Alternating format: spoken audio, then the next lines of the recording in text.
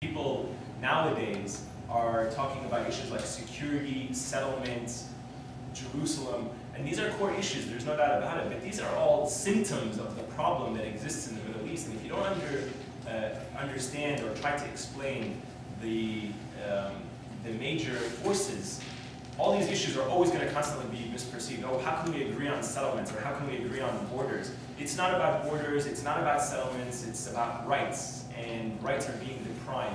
And when rights are being deprived, conflicts will always be present as people, struggle for those rights. Yeah? I'm interested in your use of the word self-determination because my son, who currently lives in Israel and served in the Israeli army, is engaged to a young lady, Sivan, from Sderot. Now, there's nobody in this room who would allow their child to be at UVM with rockets falling on the campus every day, 4 times a week, 7 times a week.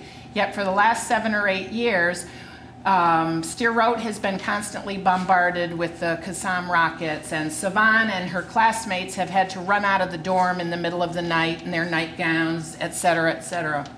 What I find interesting is that repeatedly you've said rights and right to a better life and self-determination, and yet when I was in Israel teaching for 3 months and looked extensively around me, I found out that they are still printing textbooks with Israel excluded from the map, the world map. And I believe that Israel has the right to exist, and I believe that Israel has the right to self-determination. And I find it interesting that while we're sitting here at an ArtHop, there are artists from Sderot who are making tulips out of the Qassam rockets, metal sculptures. And yet, it seems very one-sided that we're sitting here talking about the pain and suffering on the Palestinian side, which I acknowledge exists, and yet nobody wants to acknowledge that constant rockets being fired on Israel does not acknowledge their right to exist. To be honest with you, I do acknowledge that. I was saying that over the past 8 years, tens of thousands of rockets have fallen on the citizens of southern Israel, and from their perspective, they have a right to what they see as security.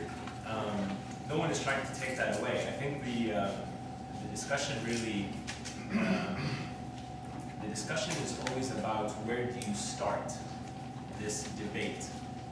Trying to create victims is never going to be helpful, because the reality is there are victims on both sides and there are casualties on both sides. The reality is, where does the injustice lie? Where is the root cause of the problem? And I think this is really the question that you have to ask. And surprisingly, sometimes Israeli society is much more advanced than American society in terms of the discussion that they're willing to have about what it is that they're doing about their state's fundamental rights, about what extent it took for that state to exist. And those are very tough questions that people here in the US rarely ask. And I think it's important that we don't lose sight of that. And it's important to always let people know that there is a right for Jewish people to have self-determination. The question is, how do you achieve that self-determination? To what extent do you preserve that self-determination? And that's, as I was saying, a debate that exists within Palestinian society. It's a debate that exists within Israeli society. By no means is this discussion aimed at trying to, and I'm not trying to do that, to say Palestinians are solely the victims. The reality of it is there's an injustice that takes place in the Middle East. The root cause of that injustice, as it's seen by a wide variety of people in the world, is very clear. The question is, how do you address that injustice? You cannot look at Israel's security as paramount to the security of the Palestinian people. And that is really one of the major fundamental issues. If you're going to have a discussion about security, it should be about all people equally. It should be about all people's right to live freely, not just about who has the stronger weapons to exercise their security over other people.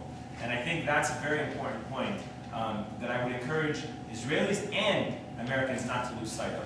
We tend to have a discussion about security as if it's our right to exercise our security because we are the stronger power. We have the ability to defend ourselves. Military might is never going to solve the Israeli-Palestinian conflict justly. And that's really, I think, a cornerstone of trying to address the roots of the conflict. Other questions?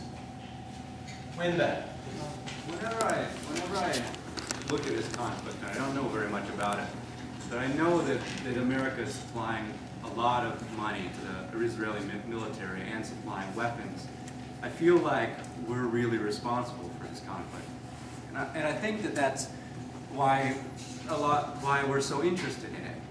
In your opinion, how responsible is America for this conflict? The United States is directly involved in the Israeli-Palestinian conflict. There's no doubt about it. It is involved very much in really a lot of the issues in the Arab world. I mean, I'm not trying to cloud everything, but there's no doubt that America has the largest military presence in the Arab world out of all the countries there. It supplies arms, weapons, dollars to all of the governments and regimes there, including Israel, including the Palestinian Authority. It trains the security services of the Palestinian Authority. It gives weapons and money to the Israeli government. So to what extent is it directly involved? It is 100% directly involved. The question is, to what extent can it actually shape the outcome? And that really depends from administration to administration, from senator to senator, from politician to politician. Various politicians believe the U.S.'s involvement should favor Israel.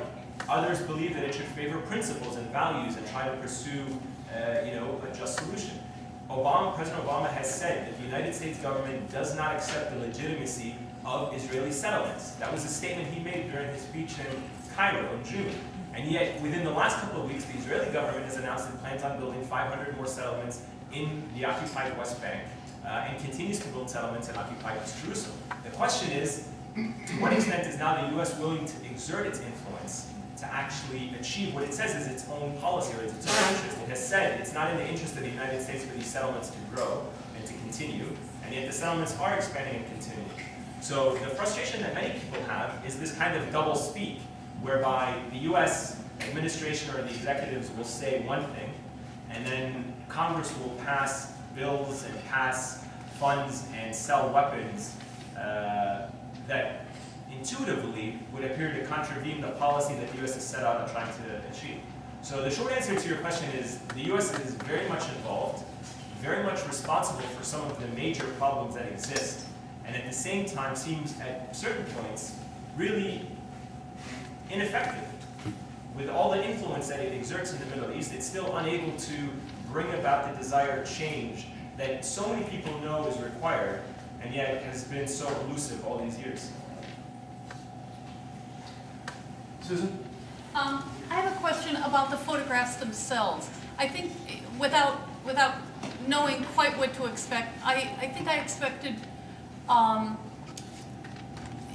more photographs, to be completely blunt, of sort of the ravages of war, not just the buildings, but the human beings. I mean, I also did a lot of reading during that period and looking at some of the web streaming, and the situation in the hospitals, and just the number of dead, and your photographs are beautiful but muted in representing that, and so it's just, I guess it's sort of an artistic question of why